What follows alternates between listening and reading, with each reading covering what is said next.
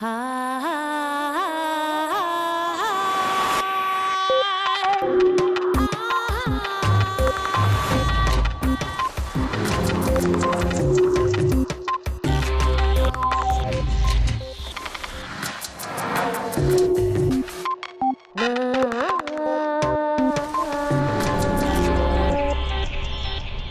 solo ordenador cuántico equivale a un número gigantesco de ordenadores convencionales. Juan Ignacio Cirac. Cada 2 años aproximadamente se dobla la potencia de los ordenadores. Sin duda, la capacidad de computación avanza a pasos agigantados. Pero en un futuro no muy lejano, esta alcanzará un límite que no podremos rebasar con la tecnología que utilizamos actualmente. En este capítulo de Redes, el físico Juan Ignacio Cirac habla con Eduard Punset del desarrollo de los ordenadores del futuro, los cuales, para vencer las limitaciones futuras de la computación clásica, aprovecharán las leyes de la física de lo más pequeño, la mecánica cuántica. Y la mirada de Elsa abordará la multitarea, una práctica que el cerebro practica a menudo y a veces con exceso. ¿Somos buenos haciendo varias cosas a la vez?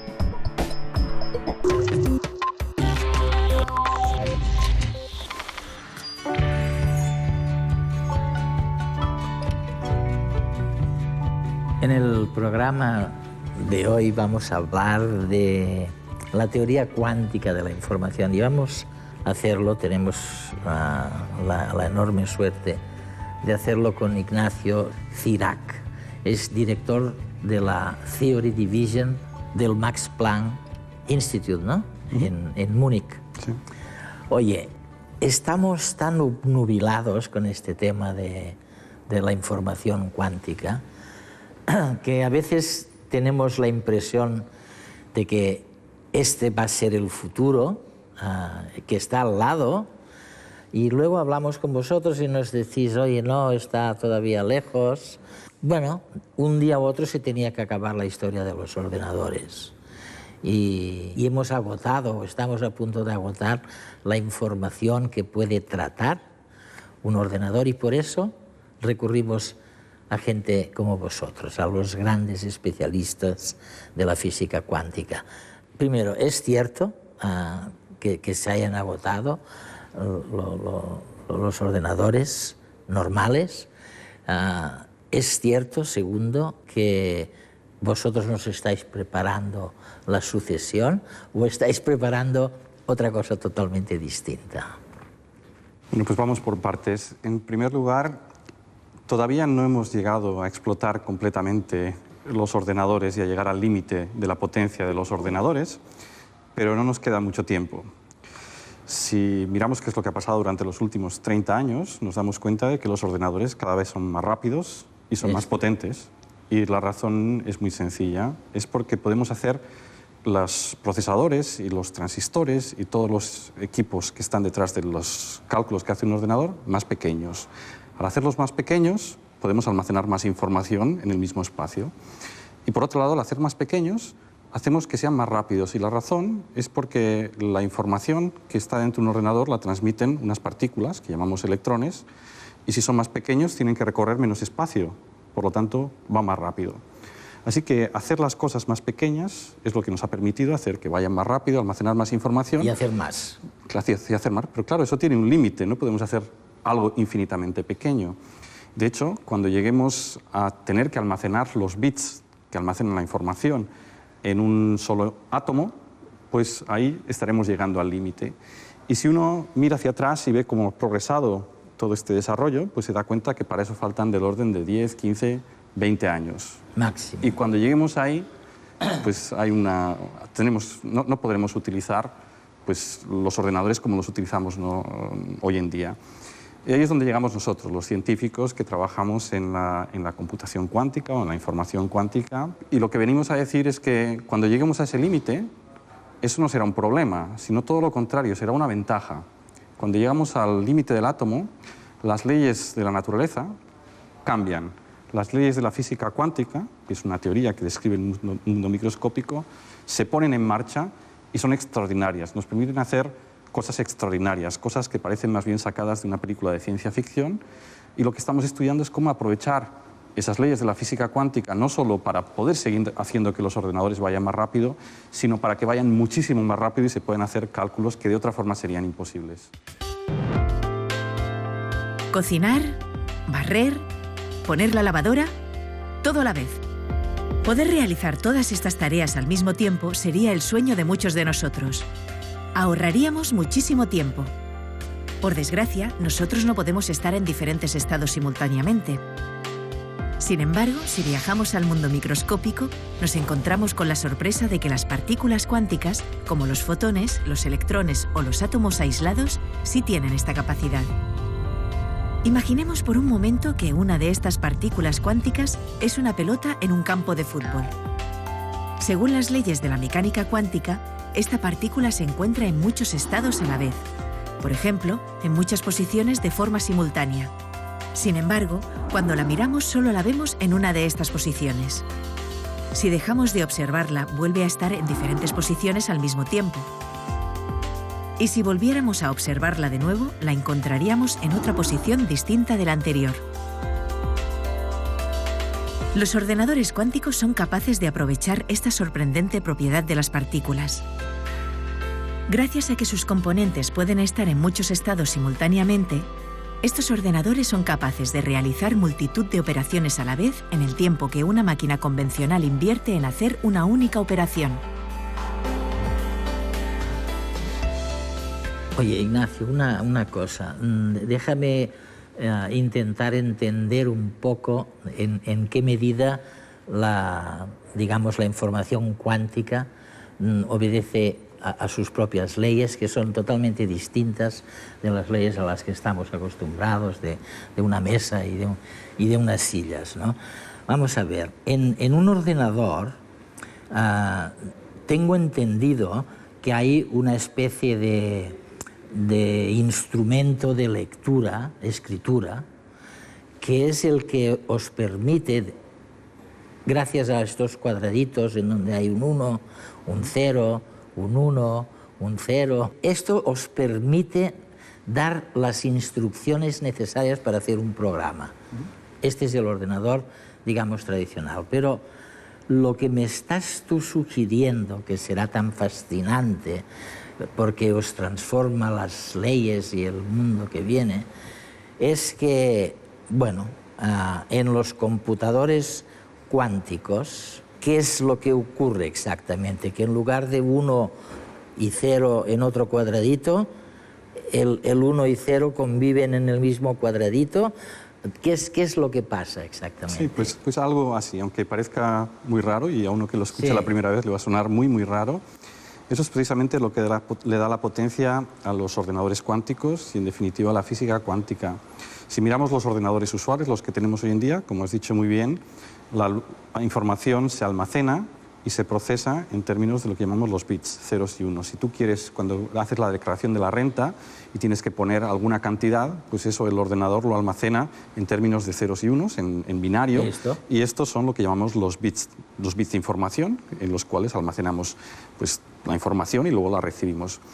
Pues bien, esos son pequeños objetos que pueden tomar dos valores, 0 y 1, y es así como funcionan los ordenadores usuales. En la física cuántica, cuando nos vamos al mundo microscópico y queremos almacenar el 0 y el 1 en un átomo, pues resulta que además de tener la posibilidad de tener 0 y 1, tenemos otras posibilidades, que es tener los dos a la vez. En un solo átomo podemos tener a la vez 0 y 1. Y esto es una propiedad de la física cuántica que solo la observamos en el mundo microscópico, pero que está muy bien entendida por los físicos. Es lo que llamamos las superposiciones. Una misma partícula puede hacer dos cosas a la vez, puede estar en 0 y en 1. Y eso es lo que da potencia a los ordenadores cuánticos, porque ahora uno se puede imaginar que cuando tiene pues, muchos de estos bits cuánticos, pues a lo mejor puede tenerlos todos ellos en 0, pero también los puede tener a la vez todos en 1, o algunos en 0, otros en 1.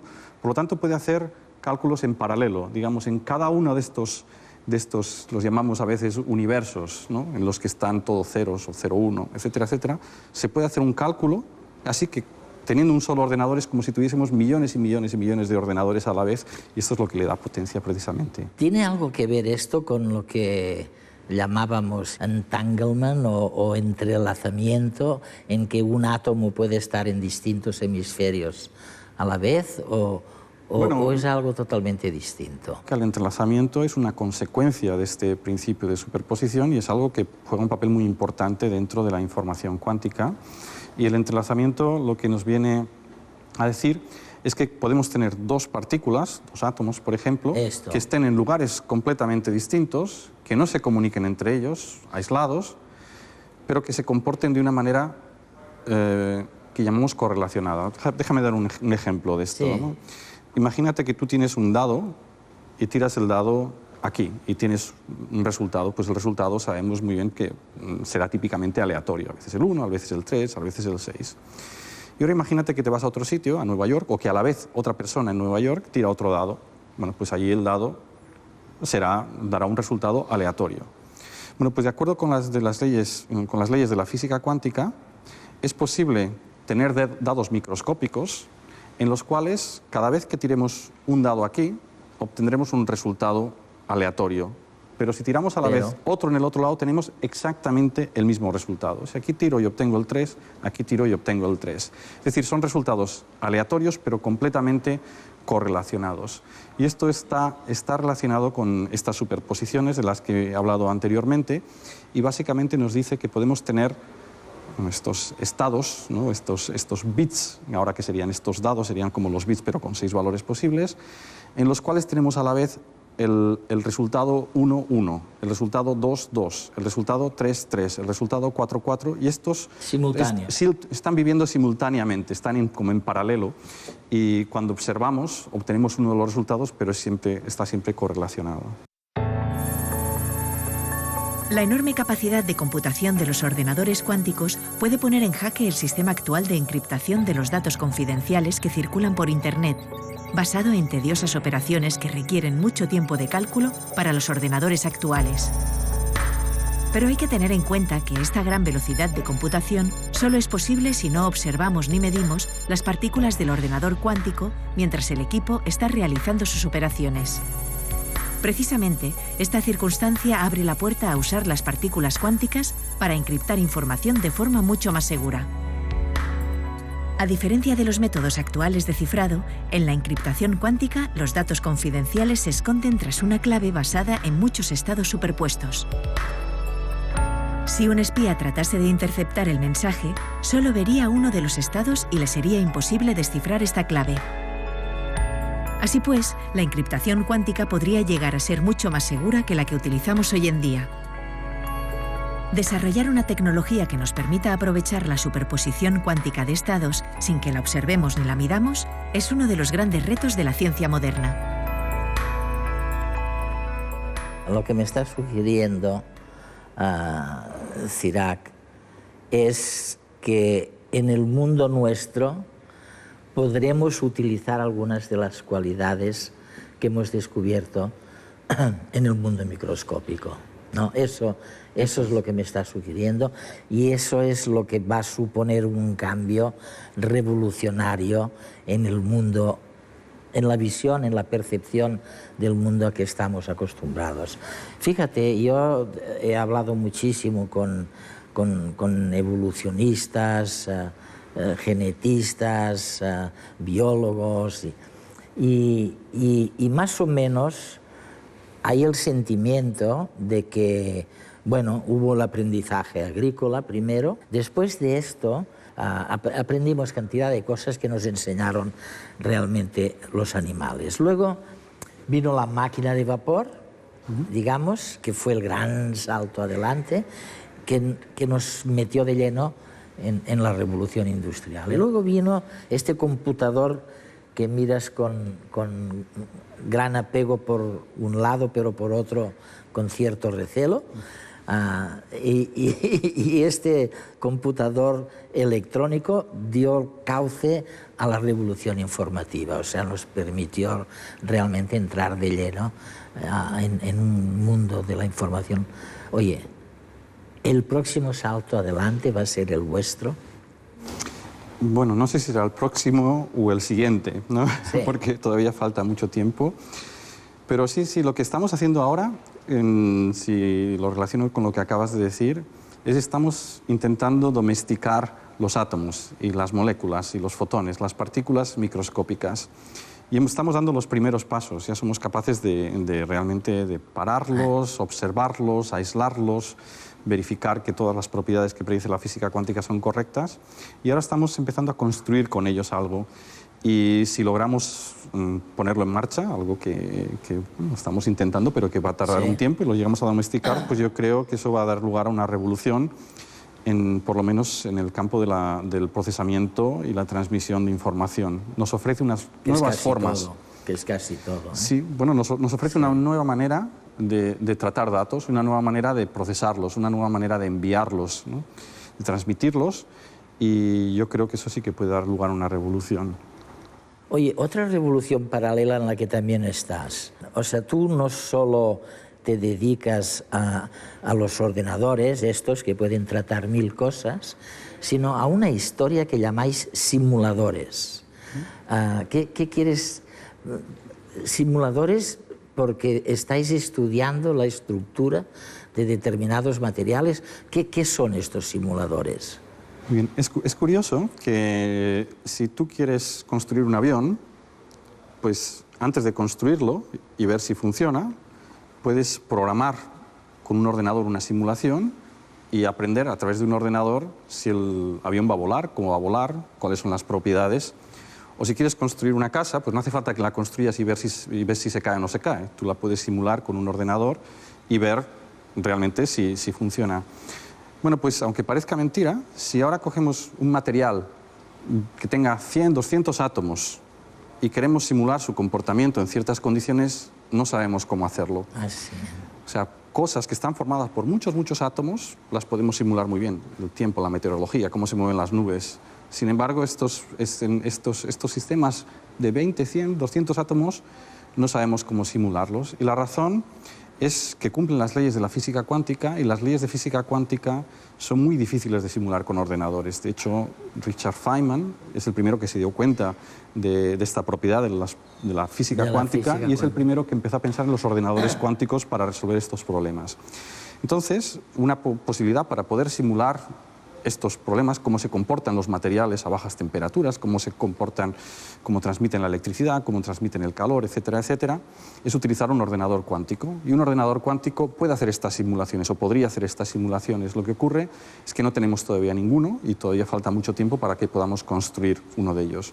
Pues bien, un simulador cuántico sería un sucedáneo de un ordenador cuántico, sería algo que no es tan difícil de construir como un ordenador cuántico, pero que sería capaz de simular estos materiales o este conjunto de átomos, de ver qué es lo que va a pasar si los ponemos juntos, y por eso es lo que estamos intentando construir, porque es una investigación que tiene aplicaciones a más corto plazo.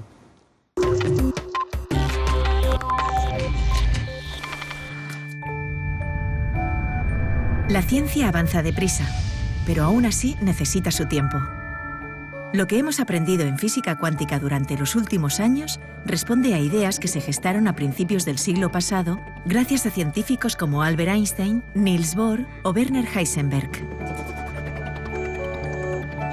De modo parecido, hemos tenido que esperar 50 años para hallar evidencias de la existencia de la partícula que hace que la materia del universo tenga masa. Esta partícula es el famoso bosón de Higgs.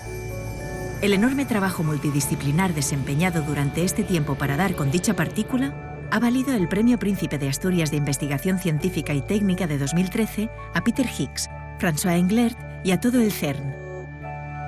Con motivo del galardón, el mismo Juan Ignacio Cirac explica qué supone este hallazgo para la física. Ahora sabemos, a través de lo que se llama el modelo estándar, que existen dos tipos de partículas. Las partículas que forman la materia, las partículas de materia, y las partículas que describen cómo las fuerzas aparecen entre las partículas de materia. Es lo que llamamos las partículas de fuerza. Y el modelo estándar es el que nos permite estudiar cómo todos los fenómenos aparecen a partir de todas estas partículas. Pues bien, el modelo estándar tenía un problema, y era que las partículas de fuerza, según él, no debían de tener masa. Y bueno, pues esto es lo que precisamente soluciona el bosón de Higgs. El bosón de Higgs permite introducir la masa en las partículas de fuerza y también algunas de las partículas de materia, Y una forma de entenderlo es a través de una analogía muy simple, ¿no? El bosón de Higgs son partículas que están en todas partes, incluso en el vacío, incluso cuando vaciamos y quitamos todas las partículas, allí siempre quedan estos bosones de Higgs y actúan de una manera como una melaza de tal forma que cuando estas partículas de fuerza o de materia se mueven en ella, pues impiden el movimiento y eso es lo que hace que se comparten como si tuviesen masa.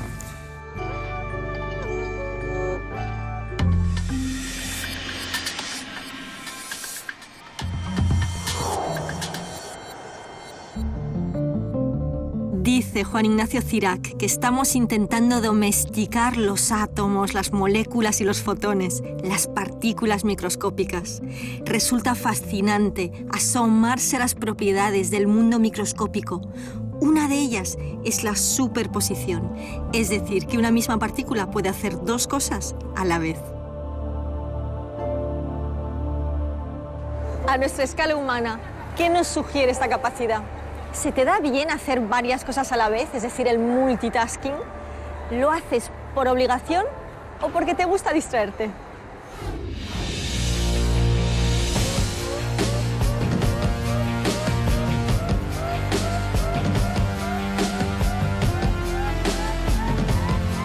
Las distracciones pueden ser buenas con moderación. Por ejemplo, imagina que un mono se dirige a buscar una fruta que está colgando de un árbol. Si a medio camino se distrae porque ve una fruta distinta, evitará hacer un viaje inútilmente largo. Las distracciones también nos permiten abrirnos a retos y a metas nuevas. Y por supuesto, las distracciones también nos ofrecen una vía de escape a las preocupaciones diarias que a veces nos atosigan. Pero cuidado, el multitasking implica obligar a la mente a cambiar de objetivo muy deprisa. Esto es estresante para el cerebro y malgasta mucha energía. Conectar y desconectar constantemente nos agota, aunque el pip de entrada de este nuevo correo electrónico produzca placer porque activa el área de recompensa del cerebro, que espera que tal vez ese correo sea una buena noticia.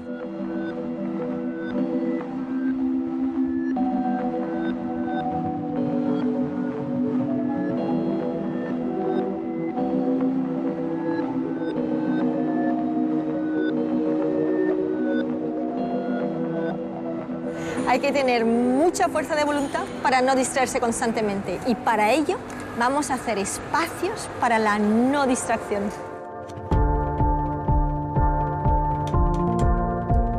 Sabemos que las experiencias más placenteras son las que nos absorben en cuerpo y mente, las que no están contaminadas por preocupaciones o distracciones constantes. Por ejemplo, cuando tocas un instrumento, cuando conduces disfrutando de la carretera o cuando haces algo tan sencillo como fregar los platos, lavarte los dientes o pelar una manzana. Los psicólogos de la Universidad de Harvard, Mark Killingsworth y Dan Gilbert, han comprobado que casi la mitad de nuestros pensamientos no tienen nada que ver con lo que estamos haciendo. Sin embargo, han visto que somos más felices cuando nuestros pensamientos y nuestras acciones coinciden. Se trata de vivir el presente. Vamos a verlo. ¿Qué estás haciendo? ¿Trabajando? ¿En qué estabas pensando tú ahora mismo? En mi hija. Es decir, estás trabajando y pensando en tu hija. Estoy trabajando y de a ratos pienso en mi hija. ¿Estará bien? Sí, estará. O pasa alguien, digo, a ver si viene, a ver si no viene. Estamos preguntando a la gente, bueno, ¿qué estás haciendo? Trabajando, intentando vender hawaianas. ¿Pero en qué estás pensando? Uy, ahora mismo en todo. En lo que tengo que comprar, en cosas que tengo que hacer, en qué voy a hacer este fin de semana. Y estoy pensando en irme de Barcelona. Trabajar en el campo. Así que no tenías la cabeza aquí. No. ¿Y usted qué está haciendo ahora mismo?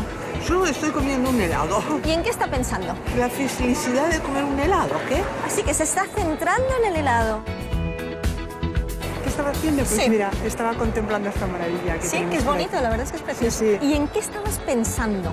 Que realmente tenemos mucha suerte de poder disfrutar de este espacio aquí. Es decir, te estabas centrando en lo que estabas haciendo. Y es que cuando te concentras en una tarea concreta, si logras terminarla, sientes satisfacción. Y si encima te ha costado esfuerzo, tendrás una inyección adicional de endorfinas que contribuyen a ese estado de bienestar positivo. Esta es la experiencia que los psicólogos denominan fluir. es el fluir. La experiencia de fluir se refiere a esos momentos en los que estás concentrado en una actividad hasta el punto de olvidarte de todo lo demás. ¿Cómo puedes conseguirlo? Para experimentar el estado de fluir, nada mejor que marcarte una meta clara y concreta, como hacer ejercicio. Apunta ese objetivo claro en un lugar visible. Cuando corras, hazlo centrado solo en esa actividad. Siente cómo late tu corazón. Déjate invadir por la sensación de los pies rebotando sobre el suelo. Céntrate en disfrutar y sentir lo que haces en ese momento. Si te vienen otros pensamientos, no los rechaces activamente. Simplemente devuelve tranquilamente tu atención a tu meta concreta. Ponle nota al reto que te estás marcando. Ni demasiado fácil porque te aburrirías, ni demasiado difícil porque te estresarás y frustrarás si no lo consigues. Puedes ir revisando tu meta y ajustando la nota de vez en cuando a medida que mejores. Busca un cómplice. Nos atenemos mejor a nuestras metas si podemos comentarlas con alguien de confianza, que te permita además modificar tu comportamiento para poder progresar.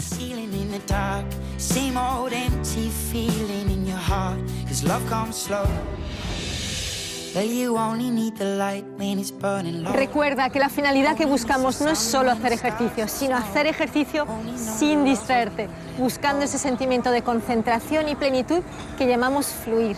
Cuando estés acostumbrado a sentirlo, podrás practicar trasladándolo a otros ámbitos de tu vida. Disfrutarás más de cada momento. No es magia, es inteligencia emocional.